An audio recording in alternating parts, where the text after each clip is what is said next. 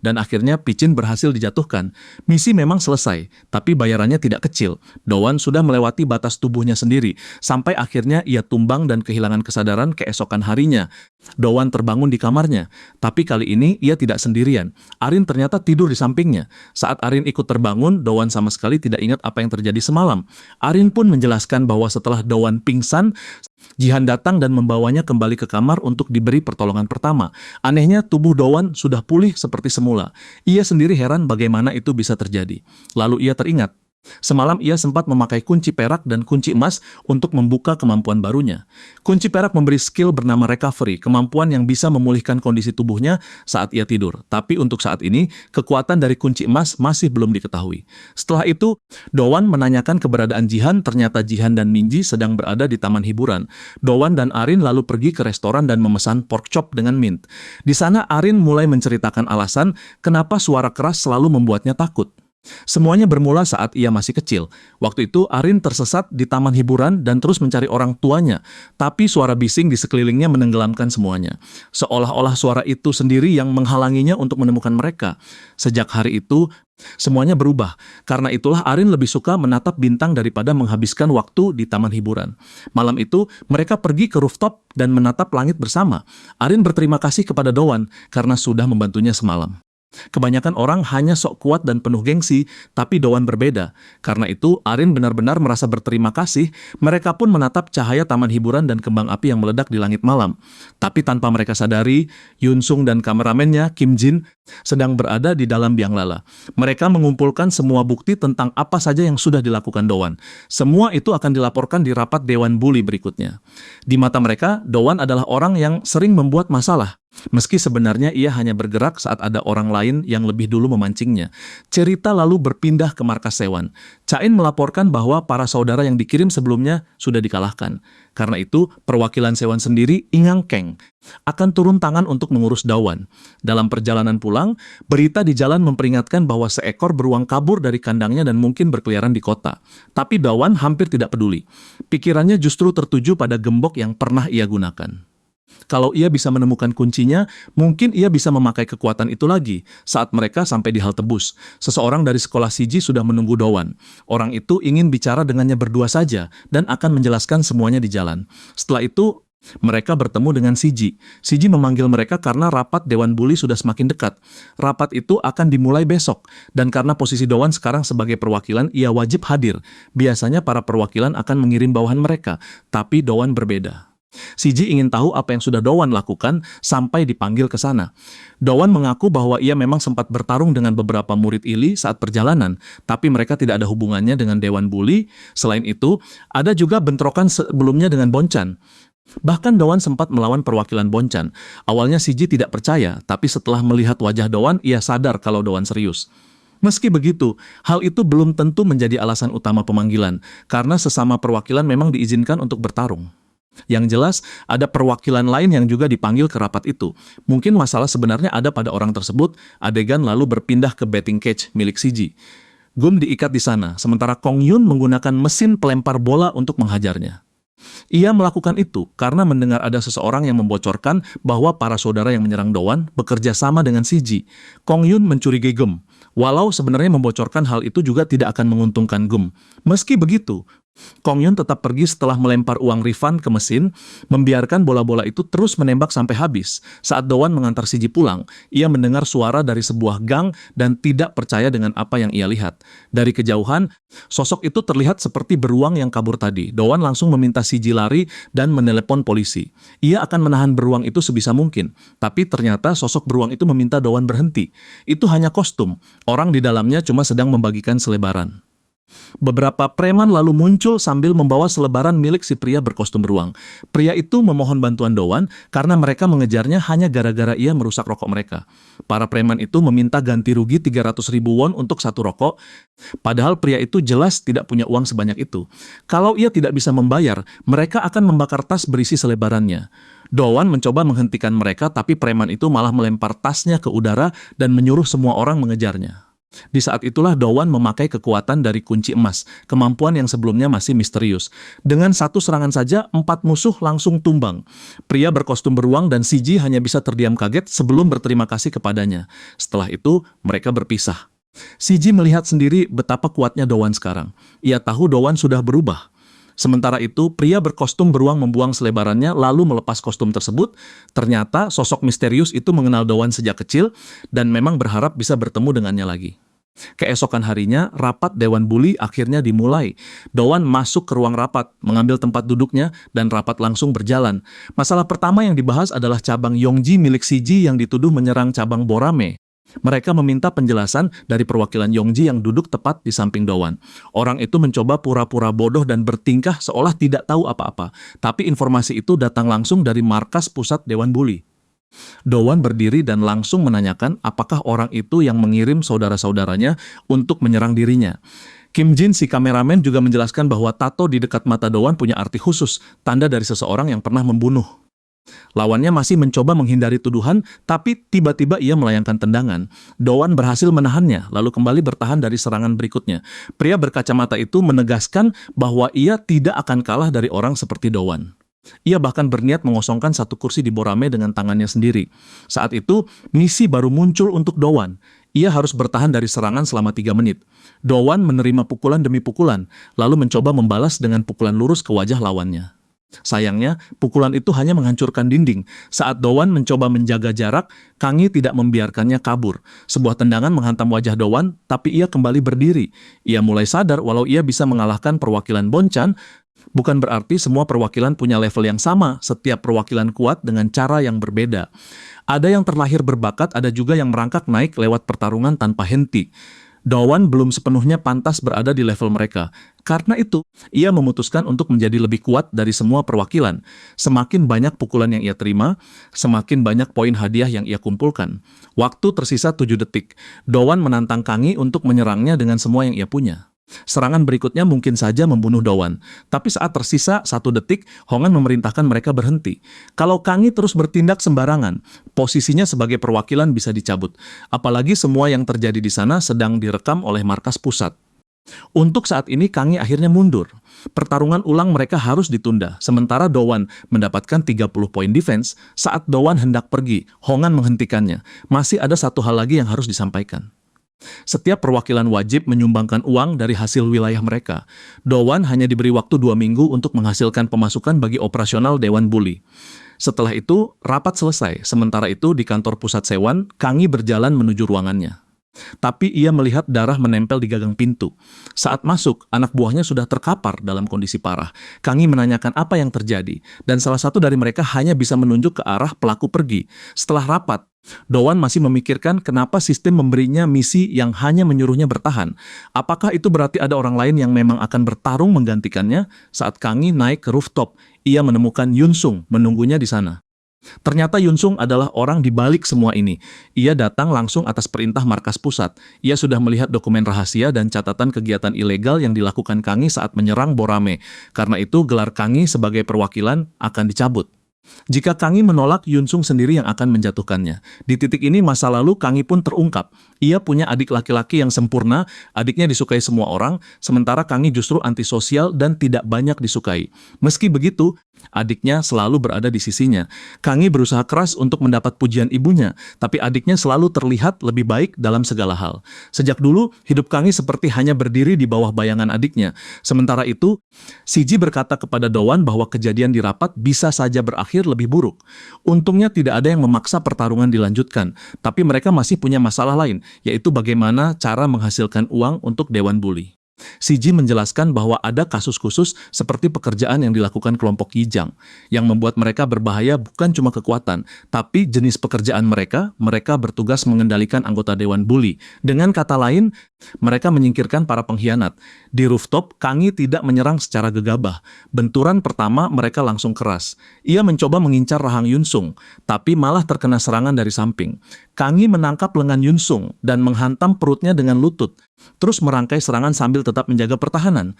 Tapi saat ia masih bicara, sebuah pukulan keras masuk ke rahangnya, disusul pukulan lain ke wajah, lalu lutut ke ulu hati. Serangan itu menjatuhkannya. Bahkan dalam kondisi itu, Kang Yi masih menolak menyerah dan mencoba mengunci lengan Yunsung untuk mengakhiri pertarungan. Dia saat yang sama, Jinggochi dan kelompoknya menuju kantor untuk mengambil dokumen bukti yang terhubung dengan kejahatan klien mereka. Tapi Kim Jin sudah menunggu di sana. Ia memang sengaja membiarkan mereka mengambil bukti itu dulu, lalu menghentikan mereka sendiri. Kim Jin tidak keberatan bermain seperti itu. Yunsung akhirnya mengalahkan Ingang Kang. Tapi saat Yunsung membalikan badan, Ingang Kang bangkit lagi dan membuatnya kehilangan keseimbangan sampai hampir terlempar dari gedung. Yunsung berhasil bertahan hanya dengan satu tangan. Ia sadar Ingang Kang ternyata benar-benar mau bertindak sejauh itu. Tapi Yunsung sudah terbiasa dengan situasi seperti ini. Karena adik Kang Yi juga dulu mengalami hal yang sama. Bedanya, saat itu Kang Yi tidak mengulurkan tangan untuk menyelamatkan adiknya. Dialah orang yang bertanggung jawab atas kematian anak itu. Kang Yi sudah lelah menjadi anak yang tidak pernah mendapat perhatian atau pujian atas usahanya. Meski adiknya tidak pernah melihatnya seperti itu, bagi Kang Yi semuanya terasa tidak adil. Suatu hari adiknya mencari burung parkit peliharaannya dan menemukannya di rooftop. Anak itu naik ke pagar pembatas, lalu Kang Yi mendengar jeritan. Saat Kang Yi melihat adiknya hampir terjatuh, ia sebenarnya sudah ingin mengulurkan tangan. Tapi di saat itu, sebuah pikiran gelap muncul di kepalanya. Kalau ia membiarkan adiknya mati, ia bisa merebut kembali semua perhatian yang selama ini terasa dicuri darinya. Dan karena itulah, Kang Yi membiarkan adiknya jatuh hingga tewas. Semua pengakuan itu ia ceritakan langsung kepada Yunsung. Namun saat Kang Yi sibuk bicara, Yunsung menarik tubuhnya naik hanya dengan satu tangan dan kembali mendarat di rooftop. Kali ini, Ingang Kang memutuskan untuk menghabisi Yunsung dengan semua kekuatannya. Ia menyerbu lurus lalu menghantamkan lutut ke wajah Yunsung, tapi serangan itu diblok. Kang Yi tidak mau siapapun mengambil apa yang ia anggap miliknya. Apapun yang terjadi, ia menolak melepaskannya. Ia mengayunkan pukulan penuh tenaga, tapi Yunsung menghancurkan buku jarinya dengan siku. Yunsung lalu menendang sisi tubuh Kang Yi, memutar badannya, dan menyambungnya dengan tendangan tinggi. Ia mencengkeram kepala Kang Yi, lalu mematahkan hidungnya. Ingang Kang masih mencoba memakai jurus terakhir, seolah ingin mengakhiri semuanya dengan gelombang serangan. Tapi sejak titik itu, ia resmi dikeluarkan dari Dewan Bully, dan semua anggotanya akan dipindahkan ke markas pusat. Yunsung lalu menelepon orang yang memerintahkannya untuk menangani Ingang Kang dan melaporkan bahwa tugasnya selesai. Orang di telepon sempat bertanya, apakah Yunsung tidak penasaran kenapa semua ini terjadi.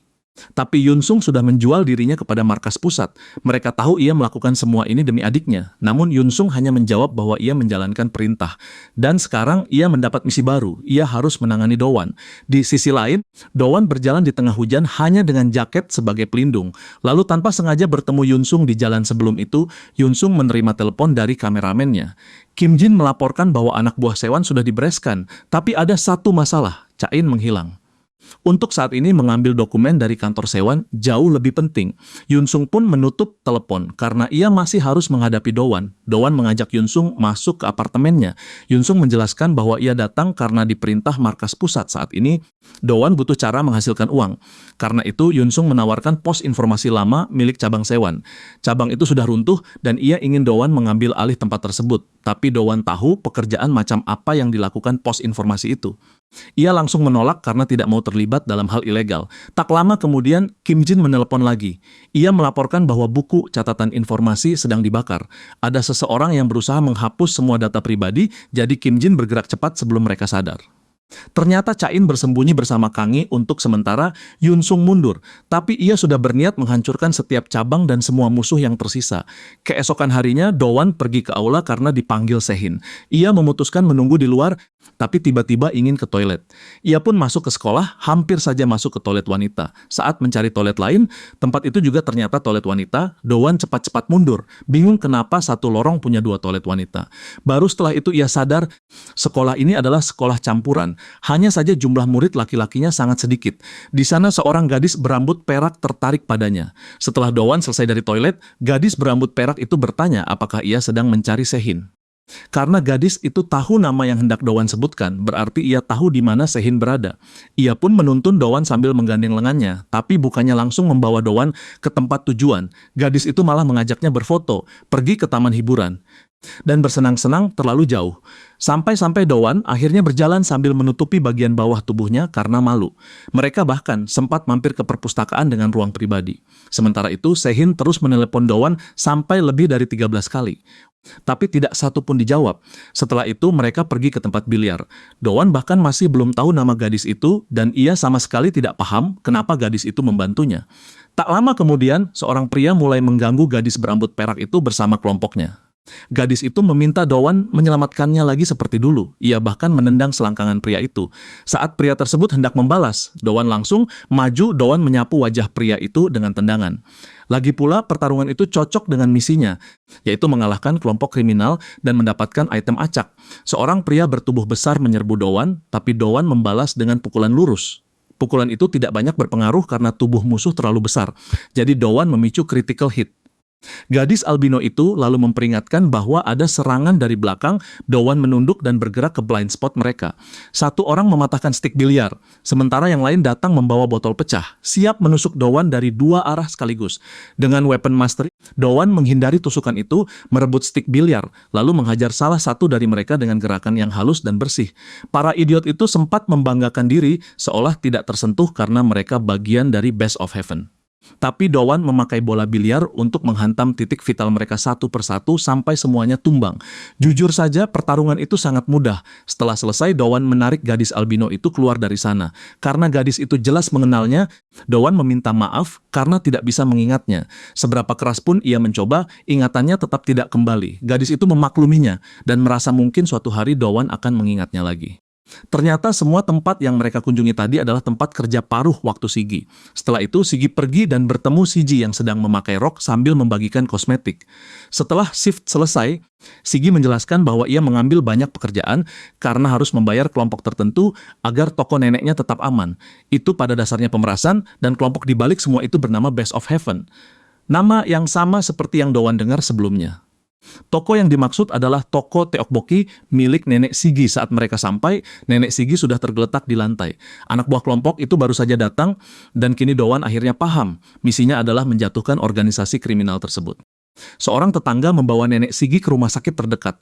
Sigi menjelaskan bahwa neneknya sudah menjalankan toko itu sejak Sigi masih bayi. Neneknya tidak mau pindah karena terlalu banyak kenangan di tempat itu. Sigi membiarkan Dowan mencoba sepiring tteokbokki dari toko itu, tapi rasanya benar-benar buruk. Dowan sampai berpikir mungkin itulah alasan toko itu hampir tidak punya pelanggan. Tiba-tiba Sichin muncul di depan Dowan dan menarik rambutnya karena mengabaikan semua panggilan. Sichin ikut mencoba tteokbokki itu dan setuju bahwa rasanya memang parah. Mereka pun menjelaskan seluruh masalah kepada Sichin. Dowan ingin langsung mengejar kelompok itu, tapi Sigi meminta mereka berhenti. Ia tidak ingin menyeret mereka lebih jauh. Keesokan harinya, mereka menunggu di toko, tapi tidak ada satupun pelanggan yang datang. Mungkin masalahnya memang ada pada makanan. Bahkan Sichin juga merasa rasanya buruk. Karena itu, Dowan menelepon Yena untuk membantu di dapur. Yena membuat menu yang sama dengan beberapa perubahan kecil. Kali ini, Sichin langsung menyukainya. Yena ternyata juga belajar di akademi memasak. 4 hari kemudian, seseorang dari kelompok itu datang untuk menagih uang perlindungan dari toko. Sigi mengabaikannya. Jadi pria itu menuangkan abu rokok ke makanan. Sichin langsung membalas dengan satu pukulan yang membuat orang itu terlempar menembus pintu. Di luar, sisa preman sudah menunggu. Dowan dan Sichin pun memutuskan untuk mengurus mereka. Keduanya langsung masuk ke pertarungan. Sichin menangkap si kembar dan meremukan lengan bawah mereka. Pemimpin kelompok itu menjentikan rokok ke arah Dowan dan menyerang tanpa peringatan. Namanya Jisang, pemimpin tim penyerang. Saat Jisang hampir menyelesaikan pertarungan, Dowan mengaktifkan speed, skill yang ia dapat dari kunci emas, lalu berputar penuh dan menghantam musuh dengan serangan 360 derajat. Sebelum pertarungan berlanjut, masa lalu Sigi diperlihatkan. Dulu Sigi ditemukan oleh neneknya di depan pintu saat ia masih bayi. Anak dari pasangan tua itu menitipkan Sigi kepada mereka, dan 2 orang tua itulah yang membesarkannya. Meski merawat anak di usia tua bukan hal mudah, mereka tetap membuka toko sendiri dan mencoba membangun masa depan baru bersama. Kembali ke pertarungan, Dowan menyerang lurus ke wajah Jisang. Dengan bantuan skill, gerakannya menjadi sangat cepat. Ia ingin memaksa musuh keluar dari area toko. Baik menghindar maupun menyerang, skill itu membantu semuanya.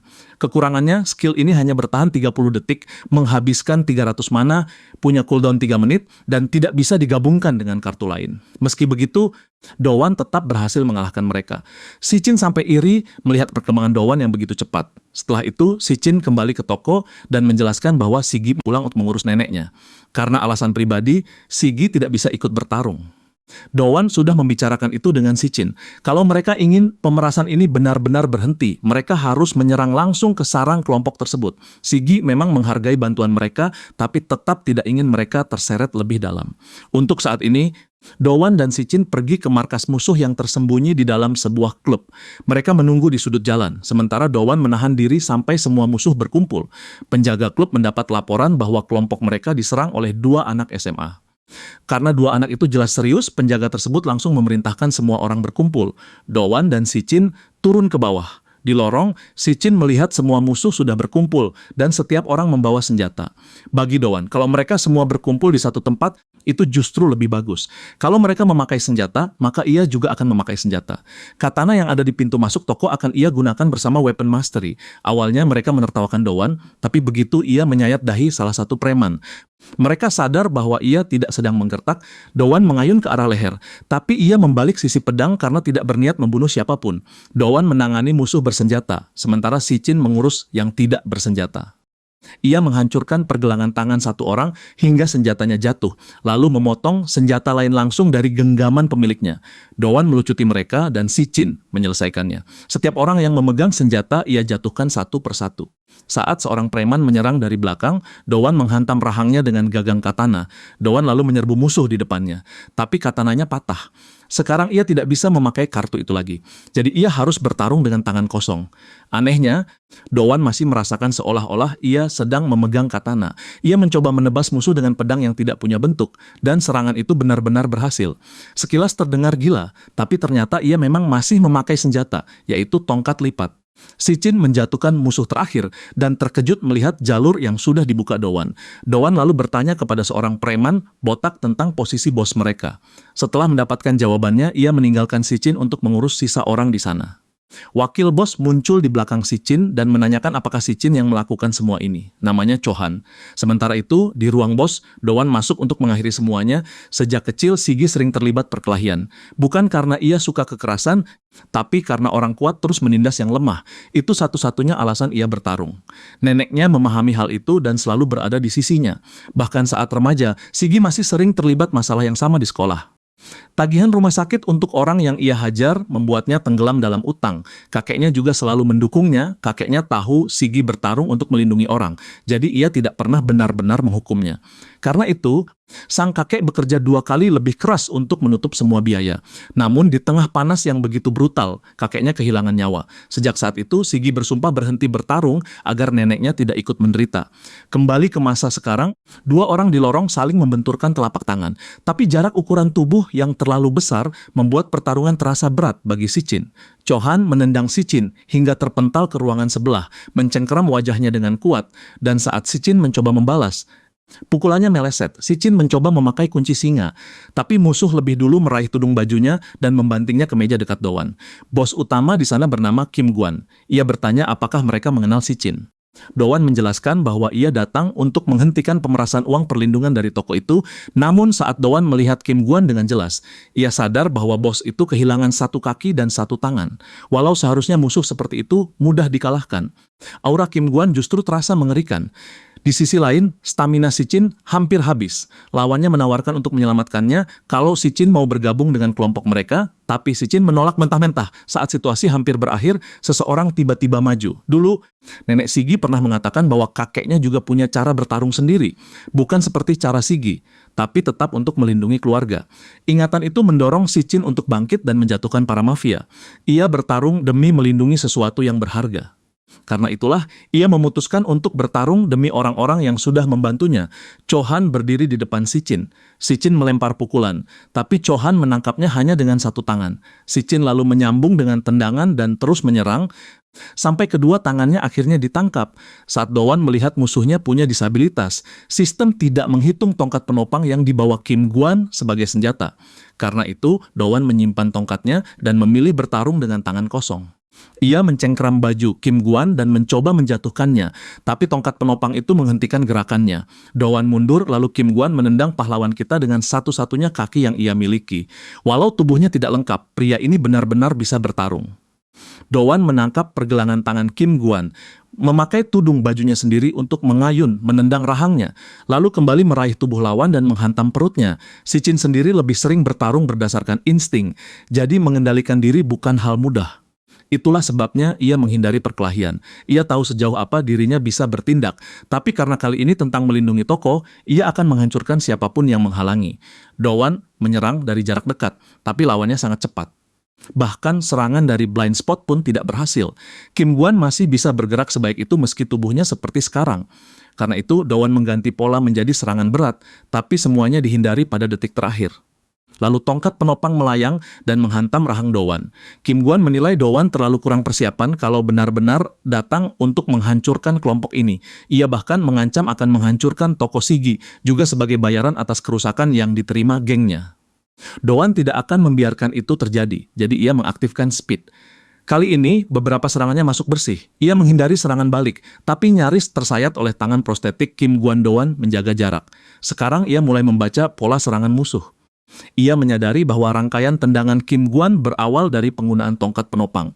Tapi tiba-tiba Kim Guan mengangkat tubuh Dowan dengan kekuatan brutal. Meski tubuhnya terangkat dari tanah, Dowan meningkatkan kecepatannya dan menjatuhkan tendangan dari atas. Membuat Kim Guan terluka. Dowan lalu merebut tongkat penopang itu darinya. Di saat yang sama, ada orang lain yang sudah siap melindungi toko. Dowan meninggalkan Jihan untuk menjaga tempat itu. Sebelumnya, Jihan menjelaskan bahwa seharusnya dialah pilihan pertama untuk meninggalkan Borame. Tapi setelah melihat Dowan di tempat karaoke, ia sempat meragukan kemampuannya sendiri. Karena itu, Dowan menjadi pilihan terakhir. Jihan menggunakan gaya akademi dan mencampurnya dengan Krav Maga, kendo, serta pukulan tanpa ampun untuk menyapu bersih semua musuh. Bahkan Jihan sendiri sempat terkejut melihat hasilnya. Dowan berharap bos itu menyerah, tapi Kim Guan masih menyimpan trik terakhir. Sebuah senjata tersembunyi. Awalnya Dowan mengira itu pistol palsu, tapi kalau benda itu asli, situasinya langsung berubah total. Dowan pura-pura meminta agar nyawanya dibiarkan, meski jelas pria itu tidak akan ragu untuk membunuh. Begitu sadar ancamannya nyata, Dowan mengambil jarak. Namun kalau bos itu menembak, Dowan punya bukti kuat untuk polisi. Ia sudah merekam seluruh percakapan. Bahkan kalau ponselnya dihancurkan dan tubuhnya menghilang, teman-temannya masih melakukan rekaman langsung dari ponsel lain. Karena itu, Dowan menawarkan kesepakatan. Ia tidak akan menyerahkan rekaman ke polisi atau mengunggahnya ke internet. Tapi Kim Guan harus mengembalikan uang yang sudah diperas dari para pemilik toko dan menarik anak buahnya dari wilayah itu.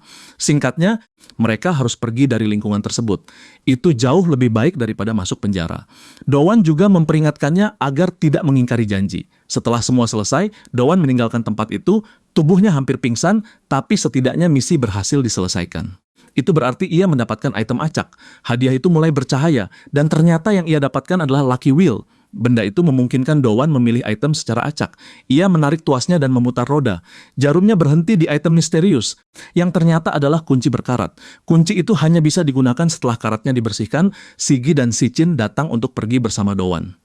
Awalnya Dowan tidak mengenali Sigi, tapi begitu gadis itu memakai kacamata, semuanya akhirnya berjalan kembali ke restoran. Di sisi lain, Sichin merasa tidak berdaya. Yang lain bisa menangani semuanya tanpa dirinya. Jadi ia memutuskan menghilang sementara untuk menjadi lebih kuat. Sigi berterima kasih kepada mereka karena sudah membantu melindungi toko. Ia ingin membalas kebaikan itu, tapi mereka tidak mempermasalahkannya dan hanya ingin Sigi masuk ke dalam. Dowan sampai di rumah dalam keadaan penuh rasa sakit, lalu kehilangan kesadaran. Untungnya kartu recovery memulihkan tubuhnya sepanjang malam. Keesokan harinya, mereka mengetahui bahwa Sigi akan menjual toko dan pindah ke cabang utama, tempat yang lebih ramai dan punya bisnis lebih baik. Itu bisa menjadi kesempatan untuk membuat kenangan baru, menghasilkan lebih banyak uang, dan membayar kewajiban kepada Dewan Bully. Tapi Dowan mengatakan bahwa semua itu hanyalah kebohongan. Mereka tidak akan memakai toko sebagai sumber pemasukan. Seminggu sebelumnya, saat berbicara dengan Wojang, Dowan marah soal kewajiban membayar uang ke Dewan Bully. Wojang lalu memberinya pilihan kedua. yaitu menyingkirkan para pengkhianat. Dengan kata lain, Dowan harus bekerja untuk Silim. Misi pertamanya adalah mengambil alih wilayah Chonggryong, wilayah yang tidak terikat langsung dengan Dewan Buli. Di pusat wilayah itu ada tempat berkumpulnya para preman paling parah. Wojang ingin wilayah itu dibersihkan dan ditangani oleh Dowan seorang diri. Maka, dengan misi dungeon baru, Dowan masuk ke sarang naga. Bagi Dowan, mengerjakan semua ini sendirian jelas mustahil, tapi itulah syaratnya. Ia tidak hanya akan menghadapi bos, melainkan seluruh wilayah. Alasan wilayah itu harus dibersihkan adalah karena orang-orang di sana mulai masuk ke daerah Silim dan membuat masalah. Pilihan Dowan hanya dua, mengalahkan para pengkhianat sendiri atau mencari cara menghasilkan uang untuk membayar Dewan Buli. Saat itu pukul 1 siang dan sekolah benar-benar kosong. Meski begitu, Dowan menemukan beberapa preman sedang merokok di toilet. Ia menanyakan di mana pemimpin mereka, tapi lebih banyak orang keluar dan mengepungnya. Dowan menjatuhkan mereka semua dengan mudah. Karena mereka tidak mau menjawab, ia memang harus memakai cara ini. Sistem lalu menjelaskan bahwa wilayah ini punya tingkatan. 1 bos, 2 sub-bos, 2 petarung elit, dan 458 musuh biasa. Salah satu dari mereka mengatakan bahwa mereka cuma murid tahun pertama. Mungkin murid tahun kedua tahu lokasi bos mereka, tapi murid tahun kedua pun tidak mau bicara. Kabar baiknya, setiap musuh yang Dowan kalahkan terus menambah poin hadiahnya. Kalau ia mengalahkan semuanya, poin itu akan berubah menjadi ratusan stat point. Keesokan harinya, Dowan menjatuhkan beberapa musuh biasa di sebuah gang. Setiap orang tumbang hanya dalam 1 pukulan. Ia sudah mengalahkan 79 musuh biasa. Salah satu dari mereka bertanya siapa dirinya. Dowan memberikan nama palsu, bahkan sekolah yang ia sebutkan juga palsu. Ia ingin pesan itu disampaikan kepada bos mereka. Beberapa jam sebelumnya, Dowan sempat berbicara dengan Jayung di telepon. Jayung memperingatkan bahwa musuh di wilayah itu berbahaya dan bos mereka bernama Juyong Choi. Melakukan ini sendirian akan sangat berat. Meski begitu, Dowan tidak berniat menyerah karena ia sudah jauh lebih kuat. Sebelum melanjutkan, mereka tidur sebentar di warnet untuk memulihkan mana dan kesehatan. Bos wilayah itu mulai marah karena belum ada kabar tentang penangkapan Dowan. Yang lebih buruk, hanya 1 orang yang sedang menghancurkan kelompok mereka. Salah satu bawahan sempat mengambil foto Dowan untuk mencari tahu identitasnya. Sekarang, mereka hanya ingin Dowan ditangkap. Karena itu, mereka mengirim anggota terkuat ke warnet. Tapi Dowan sudah memulihkan kesehatan dan mananya. Anggota kelompok Juyong terlibat dalam pencurian, pencopetan, dan pemerasan terhadap para pelajar. Setelah itu, cerita kembali ke Dowan. Saat melihat jumlah musuh yang datang, ia sadar melakukan semua ini sendirian mulai terasa berat. Seorang musuh elite bernama Chai Chong menyuruh Dowan mengikutinya diam-diam, lalu membawa Dowan masuk ke lift. Sebelum sampai ke kantor bos, Dowan lebih dulu menjatuhkan para musuh biasa kabur lewat tangga dan menunggu yang lain keluar dari pintu. Ia turun ke lantai bawah. Dan petarung elit itu mengejarnya. Kekuatan serangan mereka tampak seimbang, tapi Dowan memegang pagar lalu menjatuhkan tendangan dari atas, menumbangkan petarung elit pertama. Masalahnya, petarung elit lain keluar dari pintu. Musuh lain berlari naik dari tangga bawah, sementara musuh biasa menutup jalan dari atas. Jumlah mereka terlalu banyak bagi Dowan. Ia akhirnya terluka parah setelah mengalahkan 2 petarung elitit dan 28 musuh biasa. Kesehatan dan mananya hampir habis. Di saat genting, Cicung datang dengan motor untuk mengeluarkannya dari sana. Dowan harus segera naik karena musuh sudah mengejar dengan motor juga. Bahkan ada petarung elit di antara mereka. Cicung meminta Dowan berpegangan erat karena perjalanan akan jadi liar. Kelompok musuh mengejar mereka di jalan. Cicung mencoba menghilangkan mereka dengan menyelip di antara kendaraan. Dowan memakai kondom untuk menutupi pandangan musuh dan membuat mereka jatuh. 2 musuh lain mengayunkan rantai untuk menghentikan motor dalam satu serangan. Tapi Cicung mengangkat bagian belakang motor dan membuat lebih banyak motor musuh bertabrakan. Mereka masuk ke gang buntu, dan karena hanya ada 1 jalan keluar, musuh menyebarkan paku di tanah. Tapi Cicung kabur lewat lantai 2, yang tidak disadari musuh. Ban motor mereka justru tertusuk paku yang dijatuhkan Dowan. Itu menyebabkan tabrakan besar di belakang mereka. Dowan dan Cicung akhirnya berhenti di sebuah bukit. Cicung datang membantu karena tahu misi ini terlalu berbahaya.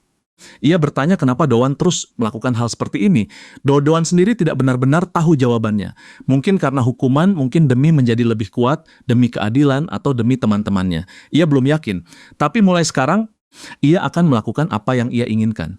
Mendengar itu, Cicung teringat bahwa kata-kata yang sama pernah diucapkan perwakilan sebelumnya sebelum meninggalkan Borame. Sebagai permintaan terakhir, Dowan meminta Cicung membantu mencari perwakilan baru. Itu hanya sementara sampai ia kembali. Dowan juga meninggalkan motornya kepada Cicung. Keesokan harinya, Dowan tertidur di pangkuan Cicung. Setelah bangun, mereka makan bersama di rumah Cicung. Untuk sementara, Cicung tinggal sendirian karena orang tuanya sedang pergi. Di sana, Cicung berterima kasih kepada Dowan. Ia menilai Dowan sudah bekerja dengan baik sebagai perwakilan. Kembali ke Borame, Dongguan tertidur di tengah percakapan karena kelelahan total. Meski begitu, Cicung tidak bisa menjelaskan kenapa hatinya terasa sedih atau apa yang akan terjadi saat perwakilan lama Borame kembali. Setelah itu, Dowan meninggalkan rumah Cicung dan pulang ke apartemennya. Tapi pintu apartemennya sudah terbuka. Saat masuk, seluruh tempat itu sudah berantakan. Pikiran pertamanya adalah menelepon polisi sampai seseorang keluar dari kamar mandi. Orang itu adalah wakil bos Juyong Choi. Mungkin ada yang bertanya bagaimana ia menemukan rumah Dowan. Saat di warnet, Dowan lupa logout dan akunnya menyimpan nama serta alamatnya. Sekarang setelah ia berada di sana, pria itu berniat menyeret Dowan ke hadapan bosnya. Tapi Dowan melihat sesuatu di mejanya. Foto keluarganya menghilang. Ia bertanya kepada Choi tentang foto itu, tapi pria itu pura-pura tidak tahu. Karena itu, Dowan memutuskan membantu pria itu mengingat dengan tinjunya. Foto itu sebenarnya ada di kantor bos. Juyong menyimpannya karena menganggap benda itu tidak berharga. Ia tidak tahu ada sesuatu yang tersembunyi di balik foto tersebut. Kembali ke pertarungan, pulpen-pulpen terlempar ke wajah Dowan, lalu Choi menyerang dari belakang. Mereka bertarung seimbang. Dowan memaksanya mundur sampai jatuh ke tempat tidur, lalu menghantam perutnya dengan tendangan. Setelah itu, Dowan melemparnya ke ruangan sebelah, tapi musuh membalik keadaan dan membuat Dowan terlempar ke kamar mandi. Di ruang sempit itu, Choi memakai selang bak mandi untuk mencekik Dowan. Tapi Dowan memutar keran dan menyemburkan air panas ke wajah penyerangnya. Saat pria itu tidak bisa melihat, Dowan membenturkan kepalanya ke toilet. Setelah itu, ia bertanya sekali lagi di mana markas mereka. Tak lama kemudian, Dowan menerobos pos penjagaan bos dengan paksa. Ia menuntut foto keluarganya dan Juyong Choi menunjukkan foto yang sudah kusut itu. Di bagian belakangnya tertulis harapan agar keluarga mereka selalu bersama. Lalu Juyong merobek foto itu menjadi dua. Di batas emosinya, Dowan mengaktifkan booster dan menendang wajah Juyong Choi. Itu baru permulaan pertarungan sebenarnya. Dowan sangat menghargai foto itu karena benda itu mengingatkannya pada masa saat keluarganya masih bersama. Mereka memang tidak selalu tinggal di satu tempat. Karena ibunya sering harus bepergian ke luar negeri, Dowan bahkan sempat takut ayahnya juga akan meninggalkannya. Tapi ayahnya selalu baik. Kemanapun ia pergi, ia selalu membawa Dowan bersamanya. Sekarang semua itu hanya tinggal kenangan. Dowan mengaktifkan destructive blows, mengangkat musuhnya, lalu membantingnya ke meja. Juyong Choi mencengkeram leher Dowan dan menghajarnya, tapi Dowan tidak mundur. Begitu juga Juyong menghantam rusuk Dowan. Pertarungan semakin brutal. Ia menangkap kaki Dowan dan membantingnya keras. Namun dari posisi buruk itu, Dowan tetap melawan. Ia menendang wajah Choi, lalu memicu critical blow yang masuk bersih. Tapi serangan itu pun belum cukup. Satu pukulan tidak mungkin menjatuhkan pria yang tubuhnya seperti tembok otot. Sistem melaporkan bahwa para perwakilan musuh sudah mengumpulkan informasi tentang Dowan, perwakilan Borame. Mereka menebak Dowan dikirim untuk membersihkan wilayah itu karena sudah masuk ke Silim sendirian. Saat mereka memikirkan cara menghentikannya, Dowan sadar kekuatannya saat ini belum cukup. Ia harus mengandalkan kunci berkarat. Karena ia sudah mendapatkan pembersih karat dari pertarungan sebelumnya, Dowan membersihkan karat di kunci tersebut. Efeknya sederhana, kunci itu menaikkan peluang critical hit miliknya. Dowan membuka jendela skill dan memasukkan kunci itu. Sekarang peluang critical hitnya menjadi 100%, bahkan pukulan ringan pun bisa berubah menjadi serangan dengan damage gila. Masalahnya, otot Dowan hampir tidak sanggup menahan beban itu. Meski begitu, ia tetap maju, ia hanya punya 6 serangan tersisa. Juyong Choi menyerbu ke arahnya, tapi satu pukulan saja membuat tubuhnya terpental. Sekarang tersisa 5. Kali ini Choi mulai serius. Tinju mereka bertabrakan, tapi critical blow Dowan menghantam 2 kali lebih keras dan menghancurkan lengan Choi. Dowan menyambung dengan serangan ke kepala, lalu langsung mengincar rusuk. Pemimpin Chongryong akhirnya jatuh berlutut di hadapan Dowan. Ia menawarkan uang dan kekuasaan sebagai ganti nyawanya, tapi semuanya sudah terlambat.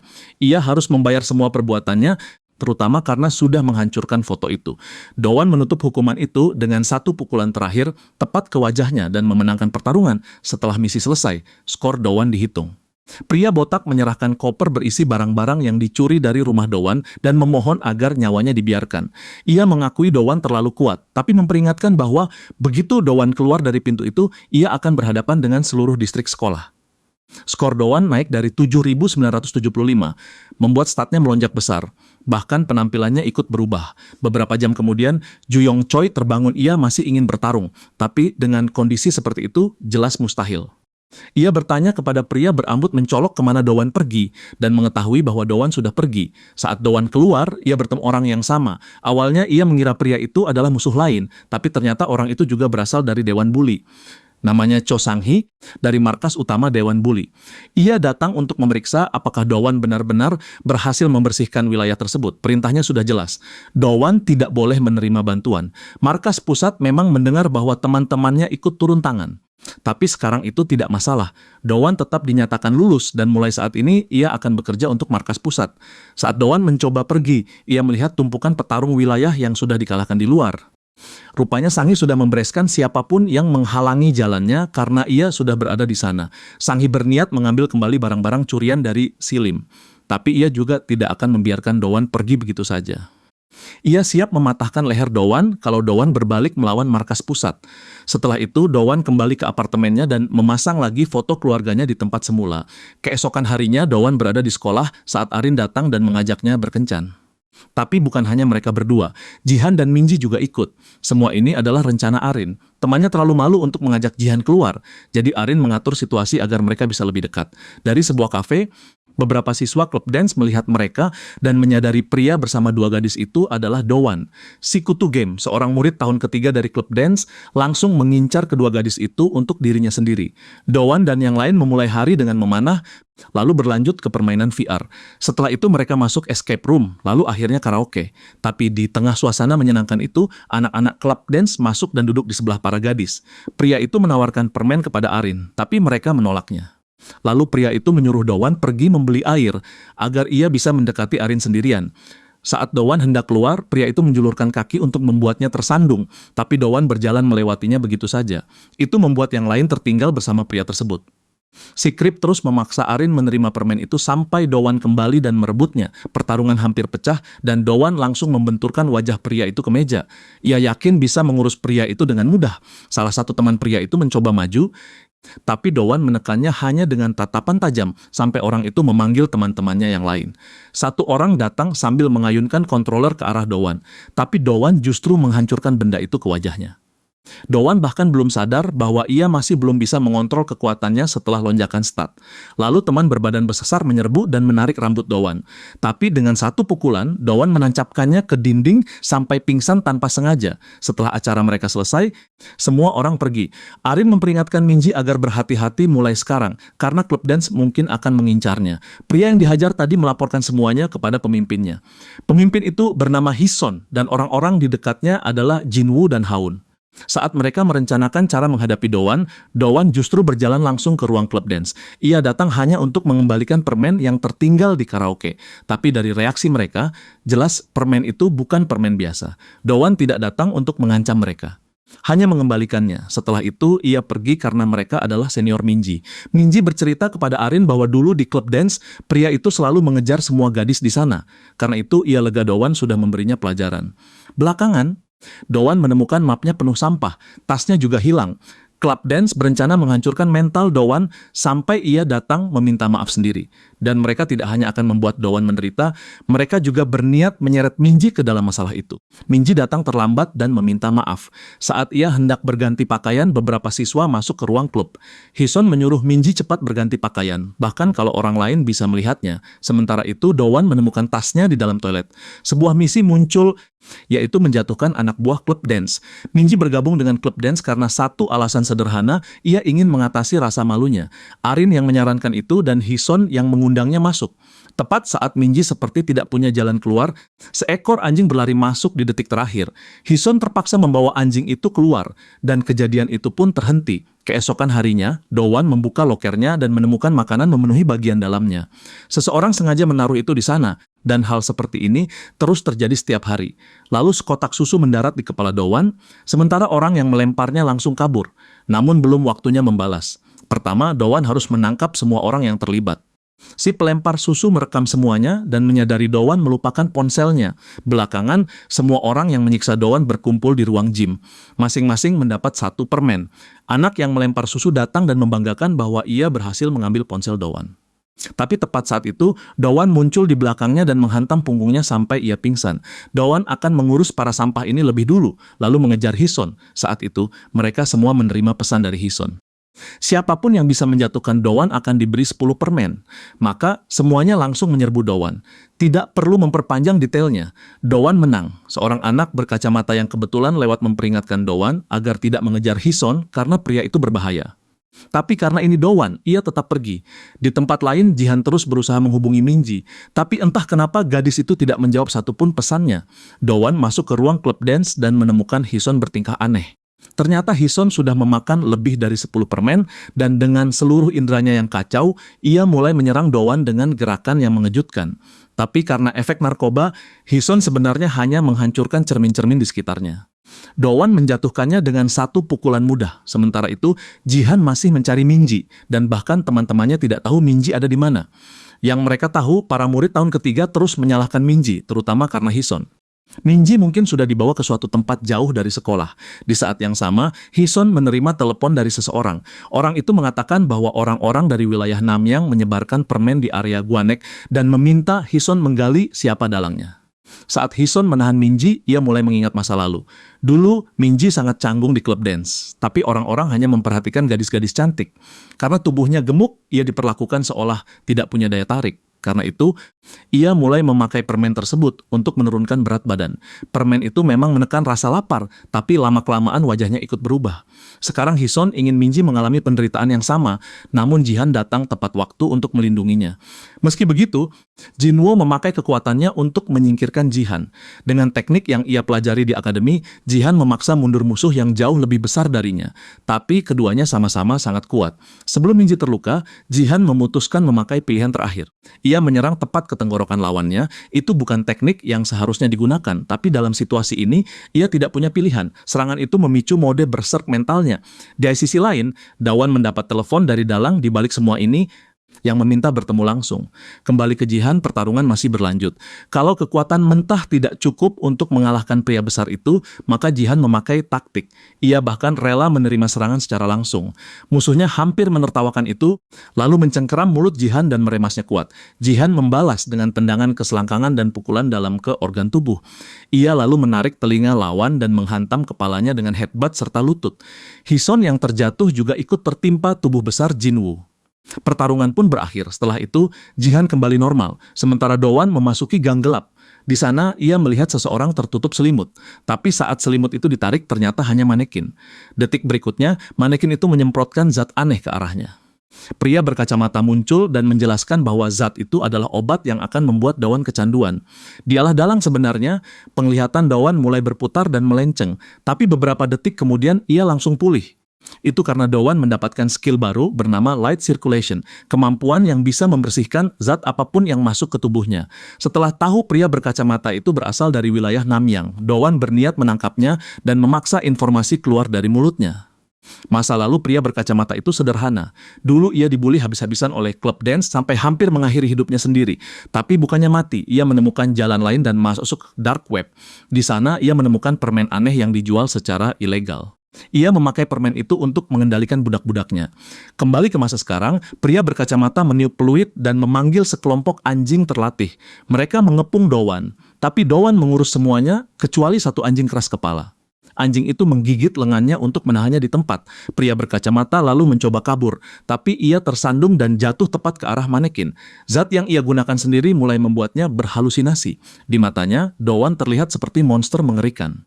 Dowan menghantam pria berkacamata itu sampai tubuhnya terpental beberapa meter. Misi pun selesai. Di detik terakhir, seorang anggota Silim muncul. Ia datang karena mengetahui pria berkacamata itu bagian dari wilayah pengkhianat, sekaligus untuk bekerja sama dengan Dowan. Karena masalah ini sudah terhubung dengan wilayahnya, semua orang di sekitar Dowan akan berada dalam bahaya. Meski begitu, ia tetap harus membawa pria berkacamata itu untuk menggali informasi. Tapi tabung asap merah memenuhi seluruh tempat. Seorang pengendara motor datang untuk membawa pria berkacamata itu pergi. Ini baru awal dari rencana mereka. Lalu pengendara itu kabur tanpa mengatakan hal lain. Beberapa saat kemudian, pria berkacamata terbangun di bak penuh es. Perwakilan Namyang, Kim Jo-wan, sudah menunggu. Ia marah karena pria itu gagal menjalankan misi sesederhana ini. Karena itu, mulai sekarang suplai permennya akan diputus. Pria berkacamata memohon satu kesempatan lagi, tapi ia sudah tidak punya posisi untuk menuntut apapun. Maka pengendara motor tadi diperintahkan untuk mengurusnya. Beberapa hari berlalu, dan keadaan di antara teman-teman Do-won mulai membaik. Anggota klub dance seharusnya sudah mundur, tapi Do-won masih punya banyak pertanyaan tentang rencana pengendara motor itu. Di sebuah bioskop, semua perwakilan dari asosiasi pengkhianat berkumpul. Di sana ada Stephen Jagal, perwakilan Nakong, ada Seong Kim Ingang, perwakilan Sun, orang yang pernah muncul sebelumnya, ada juga Cho Jin, mantan perwakilan Suan. Kim Jo-wan adalah perwakilan Namyang. Chong Jin mewakili Jungwan, So Moon mewakili Mong. Dan terakhir, ada orang yang menjadi dalang semua rencana ini, meski identitasnya belum diketahui. Satu hal yang jelas untuk saat ini, sebentar lagi Dewan Bully akan menghadapi kudeta. Sementara itu, Do-won dan Yun-sung membicarakan situasi para pengkhianat. Untuk membantu Do-won dalam penyelidikan ini, Yun-sung akan menempatkan dua anggota Silim di bawahnya. Mereka adalah Jaman dan Mansan. Musuh yang dulu pernah Do-won lawan di awal cerita belakangan. Si Chin dan Do-won makan di restoran baru milik Sigi. Pelanggannya ternyata lebih banyak dari yang diperkirakan. Dan itu karena Sigi mengubah penampilannya. Tapi bukan itu alasan utama Do-won datang. Ia datang untuk memberitahu bahwa mulai sekarang, Borame akan bergerak bersama Silim. Mereka semua harus berhati-hati agar tidak terluka oleh siapapun yang mengejar mereka. Malam itu, Kim Jo-won memerintahkan bawahannya membersihkan tempat mereka. Rapat Dewan Bully akan segera dimulai. Do-won dan Yun-sung datang ke markas Namyang. Mereka berencana menyapu bersih wilayah itu. Mereka memaksa masuk, tapi seluruh tempat sudah lebih dulu dikosongkan. Tidak ada satupun bukti yang tersisa. Karena itu mereka mengganti misi. Yun-sung akan terus menyelidiki Namyang.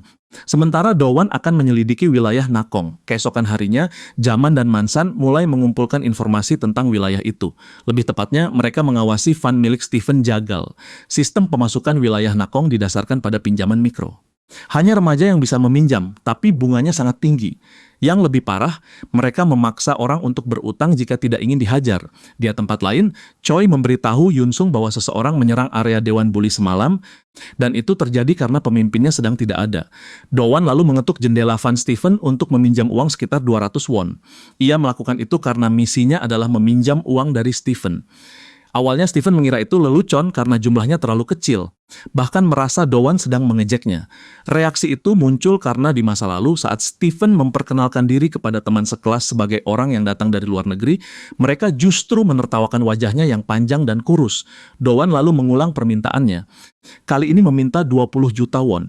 Stephen tahu Do-won adalah perwakilan Borame, dan jumlah itu terlalu besar untuk dipinjamkan sembarangan. Karena itu, Do-won menawarkan dirinya sendiri sebagai jaminan. Karena Stephen ingin menaikkan statusnya, ia menerima kesepakatan itu dan mengeluarkan 50 juta won dari fund untuk dipinjamkan kepada Do-won. Syaratnya, Do-won harus membayar kembali setiap hari. Seminggu berlalu dan Do-won tetap belum membawa uang. Maka Stephen langsung menuju Borame untuk menagih. Untuk itu, ia mengirim wakil wilayahnya untuk menyerang mereka. Namanya Jing Jong. Tapi di tengah jalan, Sigi muncul untuk menghentikan mereka. Ia dikepung oleh seluruh kelompok, tapi dalam sekejap ia mengalahkan mereka dengan mudah. Jing Jong merasa gaya bertarung Sigi menarik. Dulu, orang-orang meremehkannya karena bekas luka bakar di wajahnya, lalu ia bertemu seseorang yang mirip dengannya, yaitu Stephen. Keduanya menjadi dekat, dan Jing Jong bertanya bagaimana cara membela diri. Stephen menyuruhnya memakai senjata, dan senjata yang ia pilih untuk pertarungan seperti ini adalah solder yang diasah tajam. Ia memakai benda panas itu untuk melukai Sigi. Luka bakar dan sayatan itu membuat Sigi mulai kehilangan kendali, lalu Do-won tiba-tiba muncul. Ia berkata datang untuk membayar uang. Tapi lembaran uang yang ia bawa ternyata palsu. Itu semua hanya trik untuk memaksa pertarungan terjadi. Do-won sudah tahu bahwa Stephen adalah salah satu pengkhianat. Mungkin terdengar seperti gertakan, tapi jika benar ada bukti, Stephen menyuruh anak buahnya mengambil semua file dari kantor sementara ia menahan Do-won. Pertarungan dimulai dengan serangan langsung dari Do-won yang benar-benar mengenai lawan. Namun Stephen jauh lebih kuat dari dugaan. Dengan satu tendangan saja, Stephen membuat Do-won terlempar ke sebuah mobil. Itu bisa terjadi karena tangan dan kaki Stephen luar biasa panjang. Jangkauan itu bukan hanya memberi keuntungan jarak, tapi juga didukung pengalaman bertarung.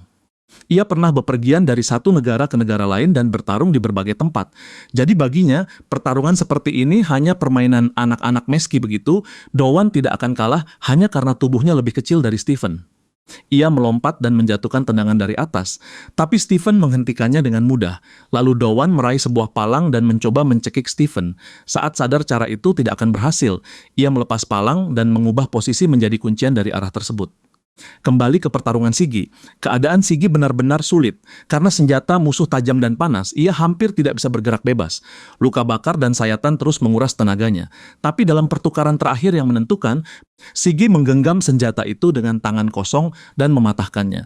Barulah ia bisa memakai tinjunya dan memenangkan pertarungan kembali ke Dowan. Stephen memblokir benturan di detik terakhir dengan kedua lengannya. Situasi terus memburuk, dan informan mereka juga tertangkap.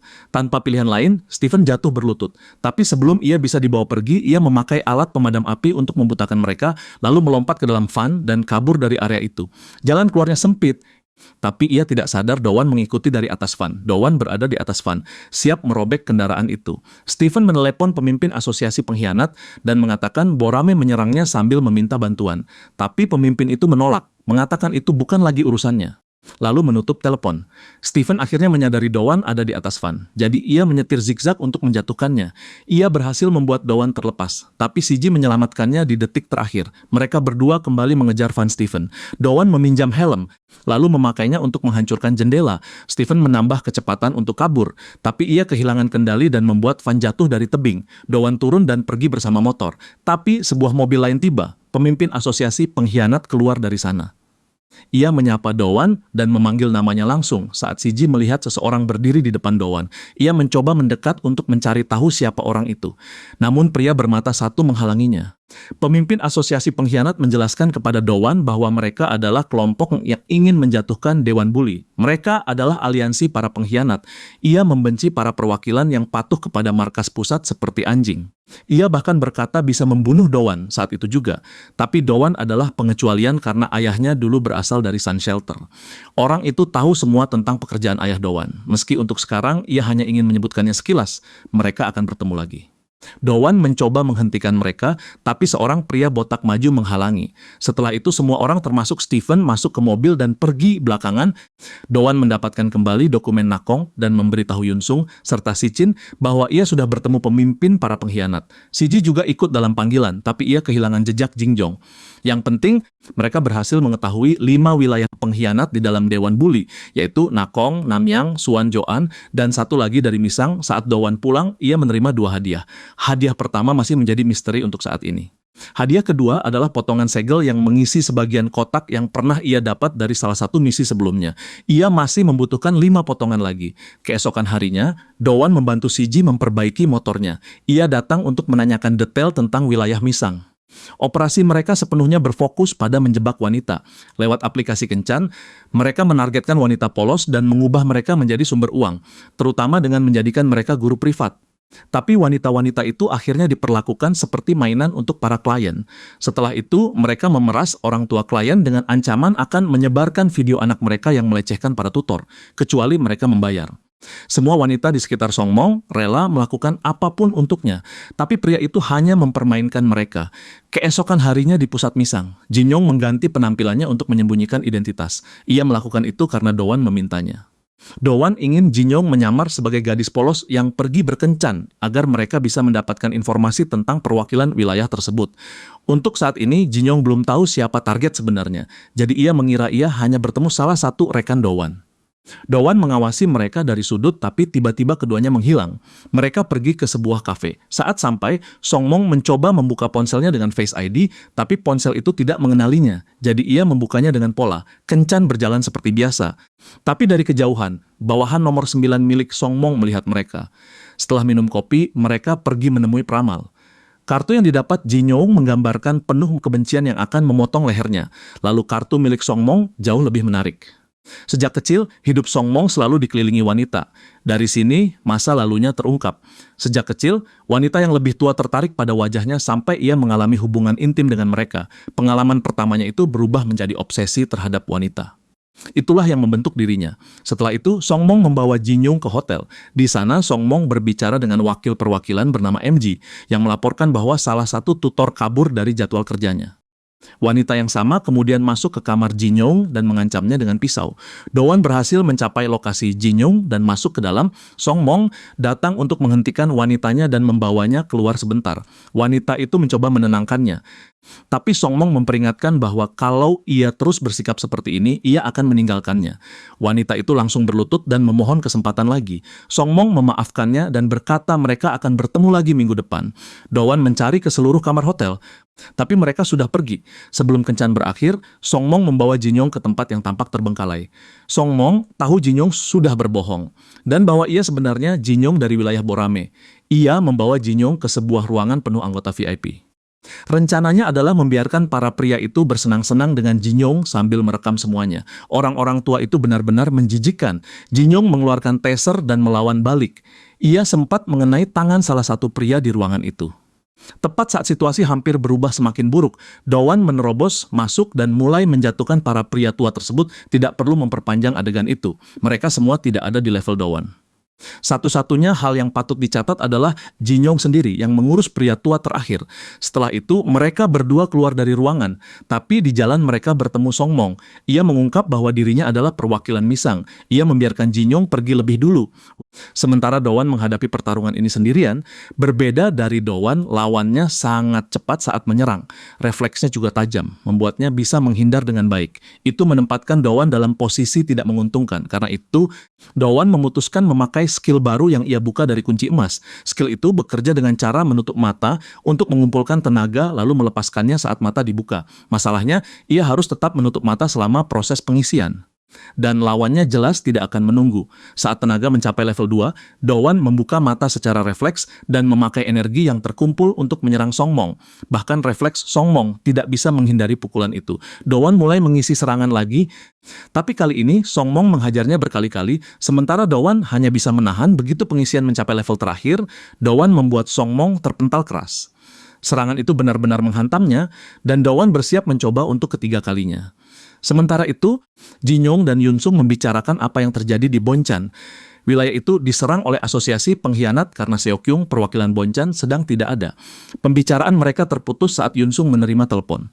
Kembali ke Do-won, MJ datang untuk membantu Song Mong dari Juyong. Do-won pernah tahu bahwa MJ dulunya adalah perwakilan Sanga. Sekarang, Do-won harus menghadapi dua perwakilan sekaligus, membuat keadaan jauh lebih sulit. Tapi di detik terakhir, Yun Sung muncul untuk membantunya.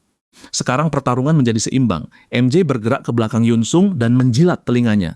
Yun Sung bereaksi cepat dan menghantamnya mundur, tapi MJ justru menikmati pukulan itu. MJ terpental ke arah Do-won. Sementara itu, di rumah sakit Bonchan, Seok-kyung menemukan Jibe terbaring di ranjang. Ia bertanya siapa yang melukai mereka saat dirinya tidak ada.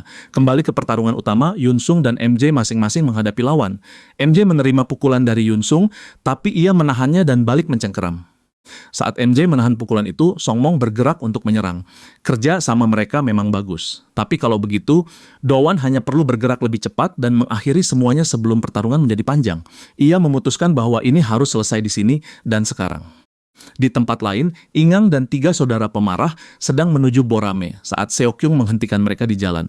Tiga saudara itu tumbang dengan mudah, menyisakan Ingang sendirian. Seok-kyung pun bertanya apakah Ingang yang melukai anak buahnya di Bonchan.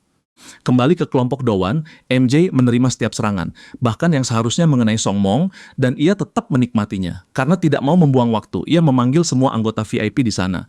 Beberapa dari mereka menarik Do-won menjauh.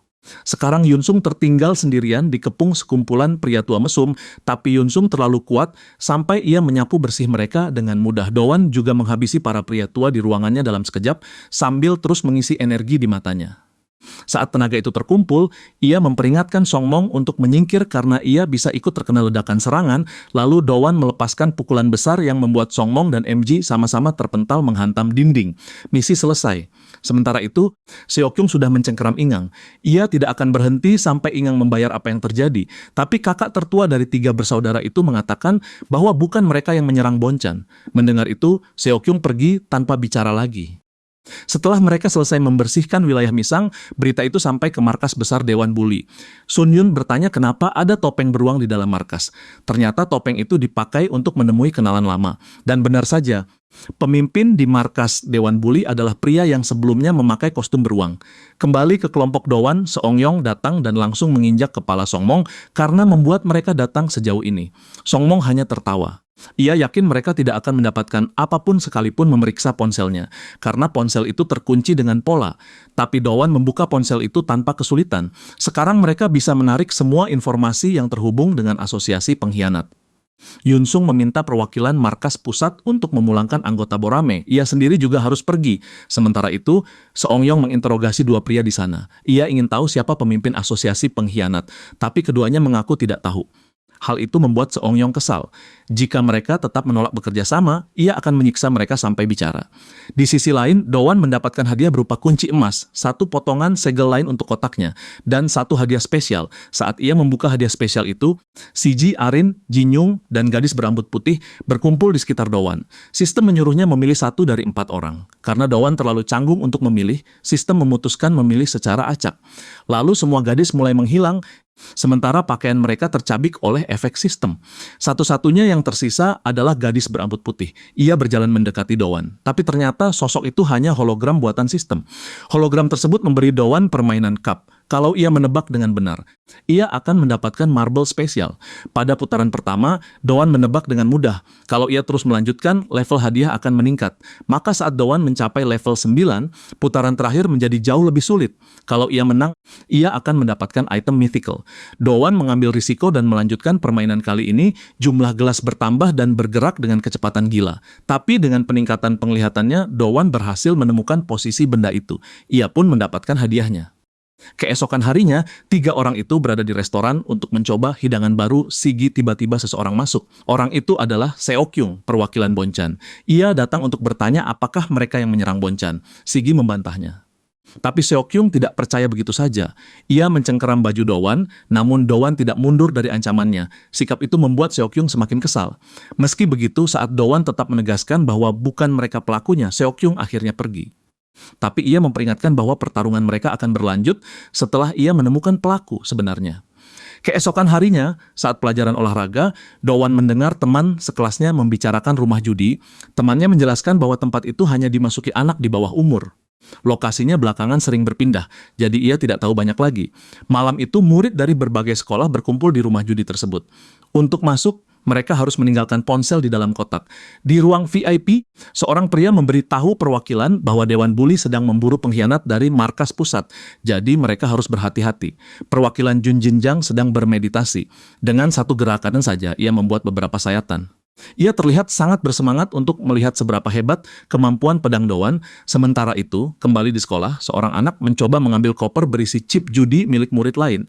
Tapi para penjaga muncul tepat waktu, dan Dowan membantu anak itu bersembunyi. Dowan menanyakan kenapa anak itu terus datang ke tempat tersebut. Rupanya, seorang teman mengajaknya ke sana, lalu ia kehilangan semua chipnya. Untuk mendapatkan lebih banyak chip, ia sampai menyerahkan rekening bank milik ibunya, tapi tetap kehilangan semuanya. Ia terus datang karena harus membayar utang yang menumpuk. Malam itu, semua orang kembali menuju rumah judi. Para pelajar di bawah umur itu bertaruh seperti orang gila. Setelah kehilangan semua chipnya, salah satu dari mereka menuduh permainan itu dicurangi.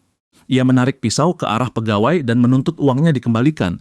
Tapi wakil manajer rumah judi, Joseph, mengambil pisau itu darinya. Joseph tidak akan membiarkan siapapun menyebarkan rumor tanpa dasar yang bisa merusak bisnis. Kalau anak itu terus membuat masalah, Joseph akan mengambil tindakan serius. Saat itulah Dowan masuk. Ia menjatuhkan sebuah koper di atas meja dan menyatakan bahwa ia akan mempertaruhkan semuanya. Itu bagian dari misinya. Karena Dowan tidak tahu permainan di sana. Ia meminta mereka mengajarinya permainan paling mudah. Permainan yang ditunjukkan sangat sederhana. Ia hanya perlu menemukan satu kartu berwarna di antara sekumpulan kartu putih.